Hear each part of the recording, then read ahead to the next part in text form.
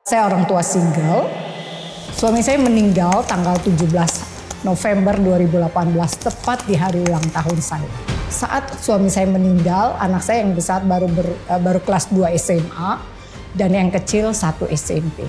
Marah dalam tanda kutip pada Tuhan, saya bilang, "Kenapa Tuhan? Saya masih butuh dia, anak-anak saya masih kecil, anak-anak saya perlu biaya banyak.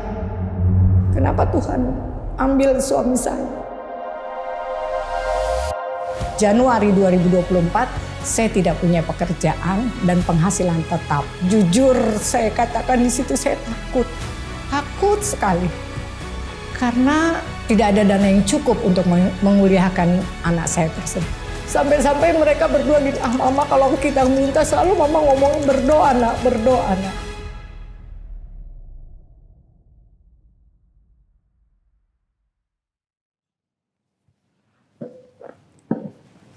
Shalom sahabat solusi. Saya Ibu Magdalena Adriana Telusa. Saya orang tua single. Suami saya meninggal tanggal 17 November 2018, tepat di hari ulang tahun saya. Saat suami saya meninggal, anak saya yang besar baru kelas 2 SMA dan yang kecil 1 SMP. Sempat saya waktu suami saya meninggal, awal-awal itu saya yang marah dalam tanda kutip pada Tuhan, saya bilang, "Kenapa Tuhan?" Karena saya masih butuh dia, saya masih perlu dia, anak-anak saya masih kecil, saya bilang. Anak-anak saya perlu biaya banyak, kenapa Tuhan ambil suami saya? Saya hanya merasa apa yang saya alami adalah Tuhan sedang bentuk saya. Ini tanggung jawab saya sebagai ibu tunggal, orang tua dari 2 anak saya. Saya tidak pernah bercerita apa-apa kepada mereka. Saya hanya bercerita sama Tuhan. Dan kalau saya mulai sampai pada titik jenuh, dan saya merasa jujur kesepian dan bingung, saya matikan lampu dan saya menangis. 2 anak saya tidur di samping saya. Seperti itu. Saya tidak pernah mau menangis di hadapan anak saya. Karena saya tidak mau mereka merasa bahwa saya rapuh. Memang almarhum suami saya meninggalkan uang. Tapi kondisi saat itu saya tidak bekerja. Sehingga uang itu terpakai untuk kuliah anak saya, untuk biaya hidup kami sehari-hari. Dan lama-lama katakan habis. Tapi itulah Tuhan. Dia tolong saya, dia pelihara saya dengan cara saya bekerja. Saya bekerja dari tahun 2019 sampai 2020. 2020 saya diberhentikan karena COVID. Kemudian Tuhan kembali percayakan saya untuk mengelola sebuah kantin di daerah Tanah Abang. Namun kenyataannya di 2023 Desember, tepatnya minggu kedua Desember, HRD manajer dari perusahaan tersebut menyampaikan kepada kami bahwa diputus kontrak untuk pengelolaan kantin tersebut. Praktis saya tidak punya pekerjaan. Jadi mulai Januari 2024 saya tidak punya pekerjaan dan penghasilan tetap. Awal Januari 2024 yang memang saya sudah tidak bekerja lagi, anak saya sudah kelas 3 SMA yang kedua. Dan dia mengatakan pada saya, "Mama, aku mau kuliah." Jujur saya katakan di situ saya takut sekali. Karena memang saya tidak punya pekerjaan tetap. Tidak ada dana yang cukup untuk menguliakan anak saya tersebut. Lalu saya sampaikan kepada anak saya, "Berdoa nak, Tuhan pasti tolong. Tuhan tidak akan tinggal diam atas hidup kita." Sampai-sampai mereka berdua gini, "Mama kalau kita minta selalu mama ngomongin berdoa nak, berdoa nak." Jadi seperti itu. Saya tidak pernah katakan, "Jangan kuliah nak, mama gak ada uang." Enggak. Saya nggak pernah keluar dari mulut saya seperti itu. Beberapa hari kemudian dia datang ke saya, dia sampaikan ke saya, "Mama, aku habis ketemu teman aku.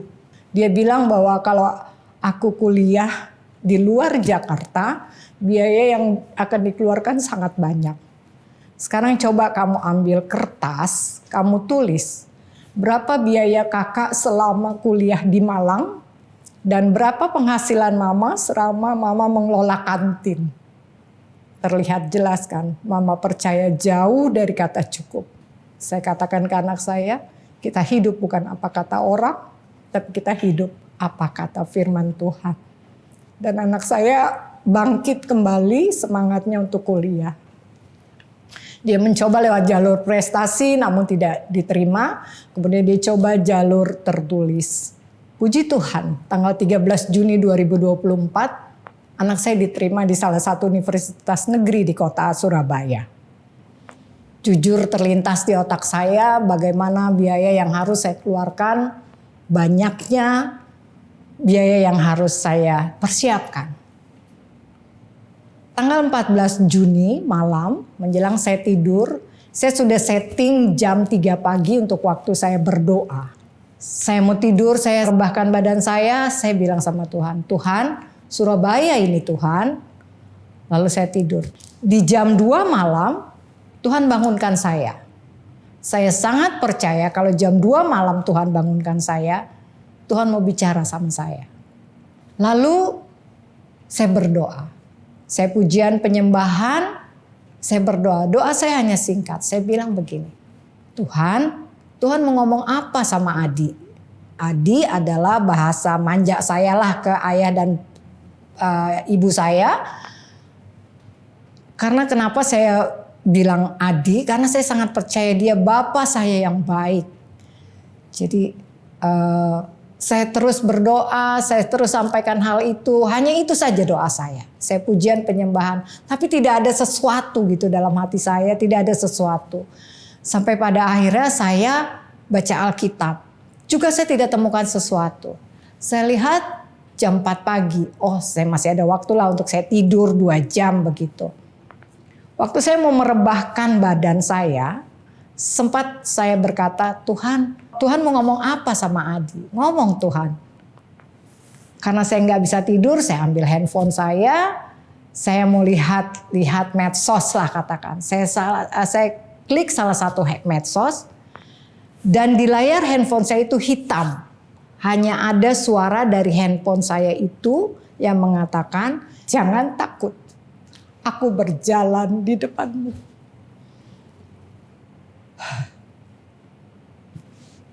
Ya, saya langsung bangun, saya duduk, saya menangis. Saya bilang, "Ya Tuhan, Adi tidak takut. Adi tidak mau takut. Mana Tuhan berjalan di depan Adi." Puji Tuhan,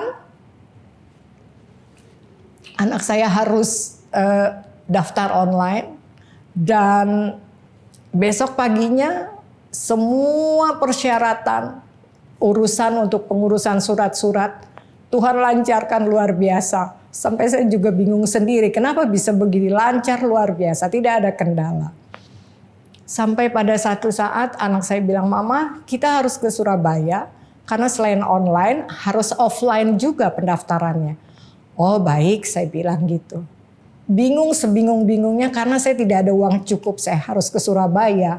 Saya harus bayar kos-kosan anak saya. Itu sudah terfikir oleh saya bagaimana biaya yang akan saya keluarkan selama dia kuliah di Surabaya. Lalu karena saya punya rencana untuk menjual rumah, saya sampaikan ke teman saya, lebihnya sahabat saya.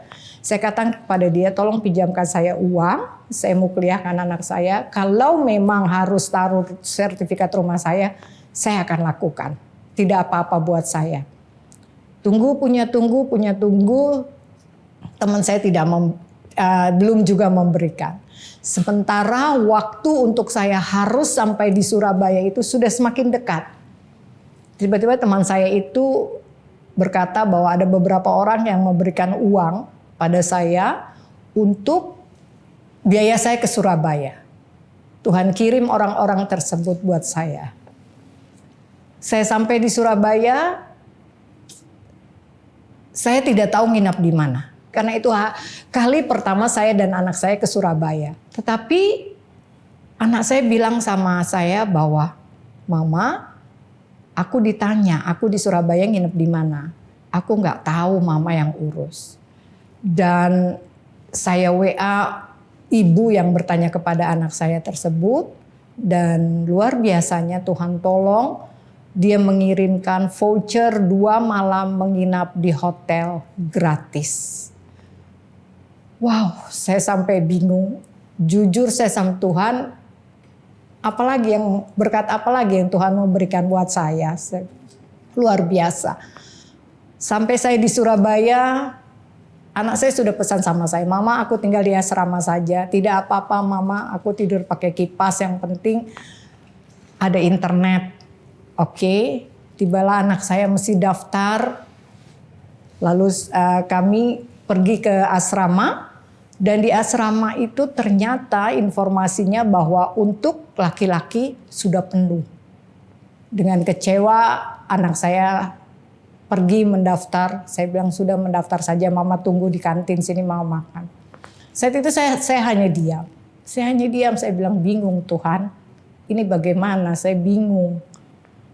Memang ada satu teman anak saya itu yang sama-sama diterima di kampus yang sama, tetapi fakultas berbeda.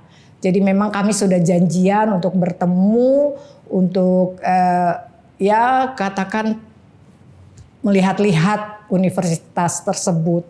Jadi saya bertemu, lalu mereka lebih dulu datang, jadi mereka lebih dulu dapat kos-kosan. Lalu saya sampaikan, kamu punya referensi nomor handphone untuk tempat kos, dia berikan ke saya. Dalam kebingungan saya hanya diam, tapi saya coba untuk menghubungi nomor handphone tersebut. Lalu teman saya itu datang, dia WA saya, dia bilang gini, di tempat kos anaknya itu ada 1 kamar yang kosong. Kalau mau tinggal saja di situ, kos saja di situ, dan biaya kosnya 1 tahun akan dibayarkan oleh suami dari teman saya itu. Kembali saya diam, luar biasa Tuhan, luar biasa. Tuhan kirim orang-orang untuk menolong kami. Dan dia bayarkan langsung 1 tahun itu untuk biaya kos anak saya. Dan anak saya bebas untuk 1 tahun kos di situ.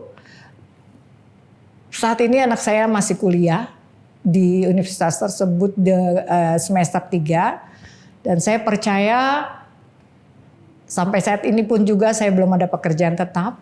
Tapi saya percaya kalau Tuhan taruh anak saya di Surabaya, Tuhan mempersiapkan segala sesuatunya buat anak saya. Saya percaya banget Tuhan tahu. Tuhan tahu apa yang ada di hati saya. Tuhan tahu kondisi saya. Tuhan mengerti. Jadi buat saya ya Tuhan sudah tahu. Tuhan ada di masa depan. Tuhan ada di masa lalu, sekarang dan masa depan. Apalagi yang semua saya takutin. Mungkin buat orang, lu tuh terlalu nggak pakai hikmat.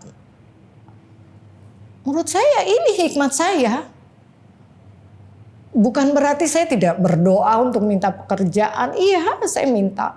Saya berdoa untuk minta pekerjaan. Bahkan di 2024 saya sempat sakit 3 bulan. Yang saya tidak bisa ngapa-ngapain. Padahal saat itu saya berdoa untuk minta pekerjaan. Untuk biayai anak saya. Tapi Tuhan belum jawab doa saya. Dan untuk biaya hidup anak saya selama di Surabaya, puji Tuhan, Tuhan nyatakan lagi pemeliharaannya. Anak saya buka les untuk beberapa anak, untuk beberapa mahasiswa. Dan memang anak saya juga mengajukan beasiswa, diterima. Lalu untuk uang semester gratis, dibayarkan maksudnya, dan juga dapat uang saku. Jadi sampai-sampai anak laki-laki saya itu yang masih kuliah bilang, Mama gak usah khawatir sama aku di Surabaya. Ini yang dia bilang sama saya. Pemeliharaan dan penyertaan Tuhan sempurna atas hidupku. Ya itu bukti nyatanya tuh luar biasa Tuhan. Tuhan perlihatkan satu persatu. Akhirnya ada seorang hamba Tuhan mengingatkan saya, kenapa kamu cari berkatnya? Kenapa kamu tidak cari hatinya? Kenapa kamu tidak melihat kasihnya dalam hidup kamu? Sehingga kamu tahu isi hati Tuhan itu seperti apa. Saya saat itu bukan seperti saya ditegur. Jadi saat ini saya tidak pernah mau lagi bicara berdoa tentang Tuhan berikan saya pekerjaan, Tuhan berikan saya berkat. Enggak. Saya mau mengenal hati Tuhan lebih lagi dan lebih lagi. Saya selalu bilang ke anak saya bahwa berdoa nak. Pokoknya kalau mau apa-apa berdoa nak, berdoa. Sampai tadi saya bilang kan anak saya, mama sih kalau apa-apa selalu suruh kita berdoa. Saya hanya senyum, saya bilang berdoa nak. Berdoa kok nak, saya bilang. Yang saya taruh di pikiran saya dan anak-anak saya adalah, kalau mati saja dia mau buat saya, dia korbankan tubuhnya, dia curahkan darahnya. Apalagi keperluan kebutuhan rumah tangga saya, keperluan kebutuhan kuliah anak saya. Pasti Tuhan cukupkan menurut kuasa dan kemuliaannya. Sahabat Solusi, kalau misalnya mungkin ada beberapa dari kita mengalami hal yang tidak mengenakan dalam kehidupan berumah tangga, percayalah Tuhan mengerti, Tuhan tahu apa yang terjadi atas hidup kita. Dia Tuhan yang mencukupkan segala keperluan kebutuhan kita. Dia Tuhan yang menopang kita. Dia Tuhan yang memberkati kita. Gak usah takut, maju terus di dalam Tuhan, tetap berjuang. Tuhan tidak akan pernah meninggalkan kita. Kasih-Nya sudah nyata dalam hidup kita.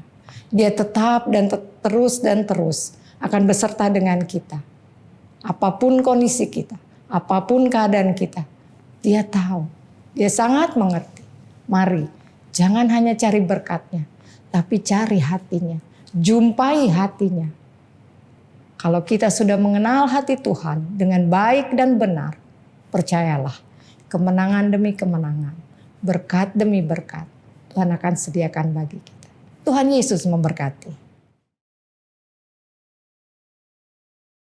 Sahabat, di balik setiap kesulitan, bahkan ketika semuanya nampak mustahil, Tuhan menunjukkan kasih-Nya, pertolongan-Nya di dalam hidup setiap kita.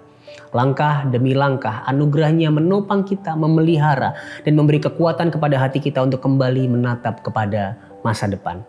Namun jika hari ini kamu sedang berada dalam kebuntuan, tidak tahu kemana harus melangkah, kamu bisa bercerita kepada kami. Hubungi nomor yang ada di bawah ini. Ini adalah nomor layanan doa Cahaya Bagi Negeri. Kami siap untuk mendengarkan cerita kamu, mendukung perjalananmu melalui doa kami. Kami tunggu ya.